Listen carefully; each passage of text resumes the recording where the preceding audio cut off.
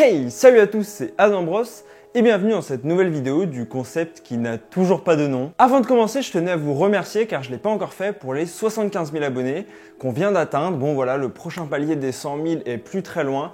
Donc continuez, je vois que vous partagez énormément la chaîne en ce moment, vous mettez beaucoup de pouces bleus, beaucoup de commentaires. Ça me fait vraiment trop plaisir. Et si un jour on peut atteindre les 100 000 abonnés, comme je l'ai dit, je ferai une analyse de ma propre chaîne. Bref, aujourd'hui j'avais envie de parler des séries télé parce que ça faisait longtemps qu'on n'avait pas parlé de séries et je me suis dit qu'il y avait des trucs intéressants à voir à ce niveau-là. Avant de rentrer dans le vif du sujet, j'aimerais faire une distinction qui va être très importante et même primordiale puisque c'est sur ça que va se reposer quasiment toute la vidéo. C'est faire la différence entre les séries et les séries télé. Parce qu'effectivement, en voyant le titre, la mort des séries télé, vous vous êtes sûrement dit que je racontais n'importe quoi puisque jamais autant de séries n'ont été produites et jamais autant de gens ont regardé des séries. Et c'est complètement vrai, mais moi je parle des séries diffusées à la télévision. Et on va voir en quoi les séries qui ne sont pas diffusées à la télé nuisent aux séries qui sont diffusées à la télé. Donc voilà, je vais vous proposer de revenir un peu sur l'historique des séries télé, comment elles sont nées, comment elles étaient perçues au départ, etc.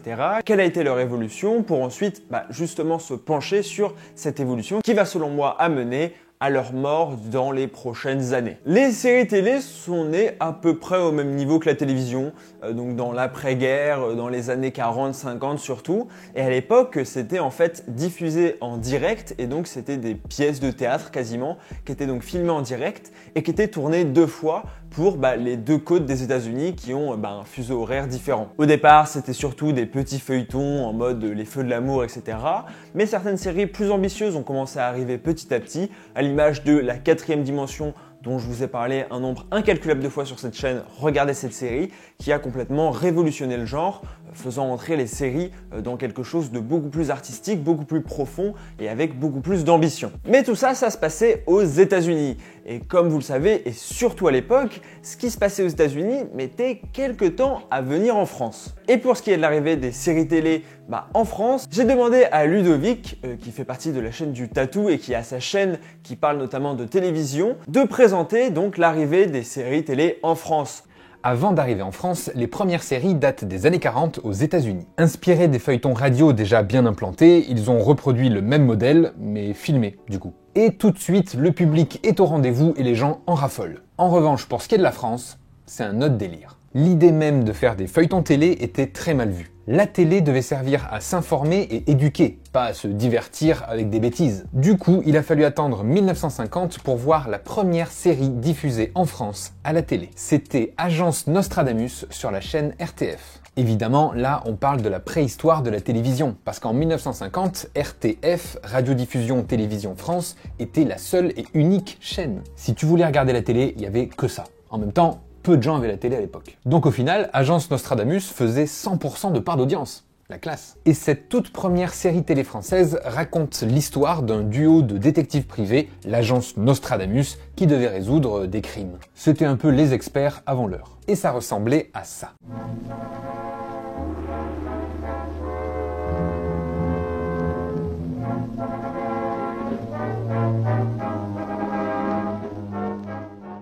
Bon, c'était l'époque aussi, hein. En revanche, c'est pas comme aujourd'hui où les séries ont un standard de durée d'épisode. Non, à l'époque, c'était un peu n'importe comment selon la durée du montage. Et comme l'image des programmes un peu bébêtes et inintéressants continuait à leur coller à la peau, il y avait très peu de budget pour les séries télé, ce qui n'aidait pas à les développer. Il a fallu attendre jusqu'aux années 60 pour que les séries américaines débarquent en France, avec Zorro, Ivanhoé et bien d'autres, pour que le genre de série télé trouve enfin ses lettres de noblesse. C'était l'âge d'or des séries télé de l'après-midi. À partir de là, les séries télé n'ont cessé de se développer et d'envahir nos écrans, peu importe le pays d'origine. Et je laisse Adam vous expliquer comment les changements dans la consommation de contenu ont impacté les séries télé.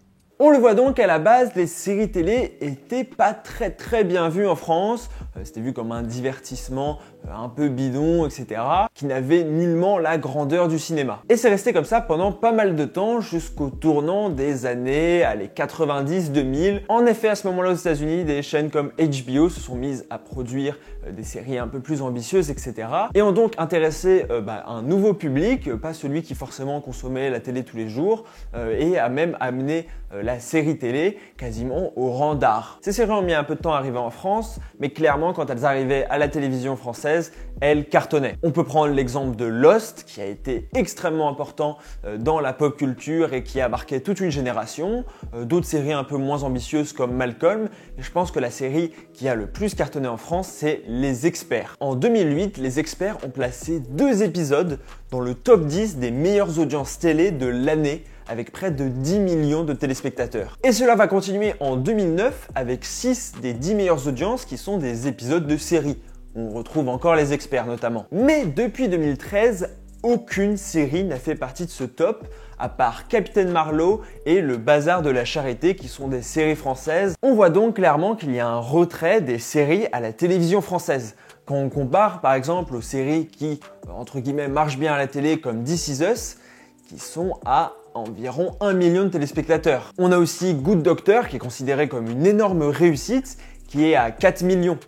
On est très loin des 10 millions que pouvait atteindre Dr House ou encore des 7 millions de Prison Break sur M6. Et vous vous en doutez sûrement, le coupable est vite trouvé, les plateformes de streaming. Quand je dis plateformes de streaming, évidemment je parle de Netflix, Prime Video, désormais Disney+, bientôt HBO Max. Entre 2017 et 2018, leur usage a doublé.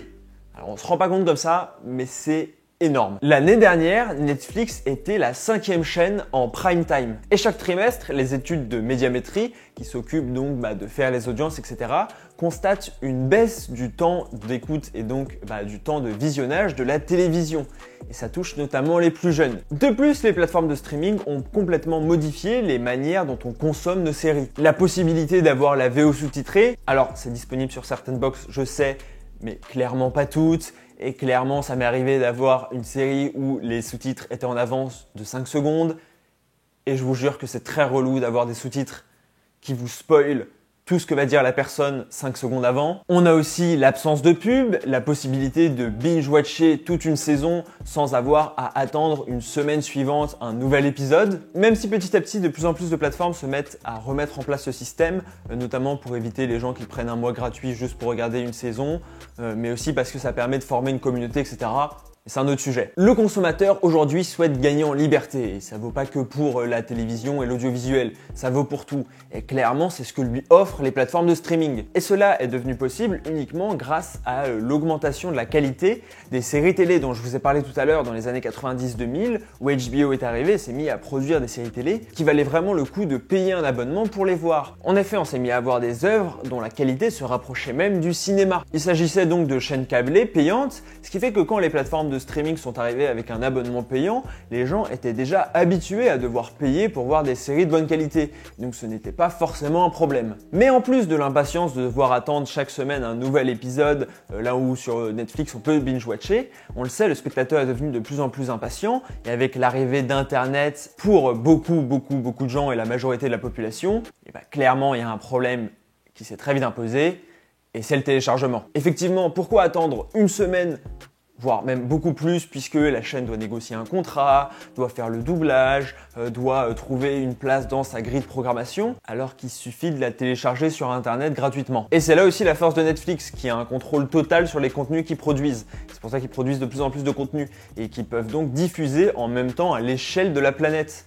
Là où en fait chaque chaîne nationale se retrouve confrontée à une concurrence complètement déloyale de la part d'Internet qui lui agit à l'échelle mondiale. Et si la télé et Netflix ont d'abord collaboré, comme ce fut le cas par exemple pour La Casa de Papel ou The End of the Fucking World, qui sont des séries produites par des télévisions nationales et qui ont ensuite été diffusées par Netflix, ça se fait de moins en moins car les télévisions ont compris qu'elles se faisaient un peu enfler et que Netflix en profitait beaucoup plus qu'autre chose et donc qu'ils y gagnaient pas grand chose, d'où le fait qu'ils veulent monter leur propre plateforme de streaming, Salto, qui aura probablement le droit à sa propre vidéo. Tout ceci a donc entraîné une baisse drastique de l'offre télévisuelle pour ce qui est des séries, puisqu'en plus les séries sont souvent de meilleure qualité et donc coûtent souvent plus cher à une chaîne qui n'a pas les moyens de payer aussi cher une série que Netflix peut le faire, puisque Netflix ne paye entre guillemets que des séries, et donc on se retrouve très souvent avec des vieilles séries rediffusées comme Malcolm, The Big Bang Theory, Ma famille d'abord ou même Friends sur NRJ12. En plus, ce sont souvent des séries qui sont adaptées au format de la télévision télévision avec une coupure au milieu de l'épisode pour permettre de mettre une pub, ce qui n'est plus le cas sur Netflix et ce qui n'est donc pas le cas dans les séries Netflix. De plus, les plateformes de streaming offrent un choix plus large au spectateur qui peut choisir de regarder une série comique, une série dramatique, etc.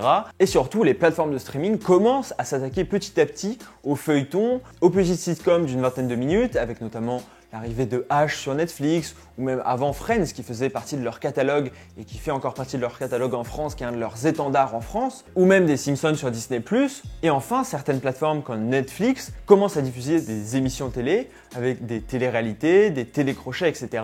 Donc il y a clairement une énorme concurrence pour la télévision globale et non plus uniquement pour les séries télé. Donc si au départ les séries TV étaient surtout considérées comme des feuilletons, comme les Feux de l'amour, etc., elles sont devenues de plus en plus ambitieuses, ont gagné en qualité et avec l'arrivée des plateformes de streaming, petit à petit, elles ont commencé à disparaître de la télévision. Sans pour autant qu'elles n'aient complètement disparu, on est d'accord. Le problème, c'est que les coûts sont donc de plus en plus élevés et les audiences sont de moins en moins élevées. Donc pour la télévision, ça va commencer à devenir très compliqué de continuer à diffuser des séries à perte. C'est pour ça que selon moi, les séries télé sont vouées à mourir prochainement, même si les feuilletons continueront à vivre, notamment auprès d'un public un peu plus âgé, etc. Mais les grosses séries télé, globalement, n'ont plus leur place à la télévision. Et mine de rien, même si elles étaient peu considérées, les séries ont toujours été un symbole de la télévision. Ça n'augure rien de bon pour ce média. Mais dites-moi, vous, ce que vous en pensez en commentaire. Est-ce que vous continuez à regarder des séries à la télévision? Si oui, lesquelles? Quand est-ce que vous vous souvenez avoir regardé vos dernières séries télé? Est-ce que, comme moi, par exemple, quand vous étiez enfant, vous regardiez parfois des séries à la télé, l'après-midi, vous mettiez, il y avait plein de séries que vous regardiez, et maintenant, plus du tout, ça a été remplacé soit par Netflix, etc., mais aussi par YouTube. L'arrivée des YouTubeurs, je pense, ça fait beaucoup de mal à ces séries télé comme Ma famille d'abord ou Malcolm qu'on regardait l'après-midi quand on était jeune. J'aimerais énormément remercier Ludovic B qui a accepté donc de participer à cette vidéo. N'hésitez pas à aller voir sa chaîne, c'est sûr que ça vous intéressera. C'est sur la télévision, mais c'est aussi sur le rapport entre YouTube et la télévision. Donc si vous aimez bien mes pop culture tube, vous serez forcément intéressé. N'hésitez pas à mettre un petit pouce bleu aussi, ça aide beaucoup. On se retrouve donc très bientôt. C'était Adam Bros. Ciao!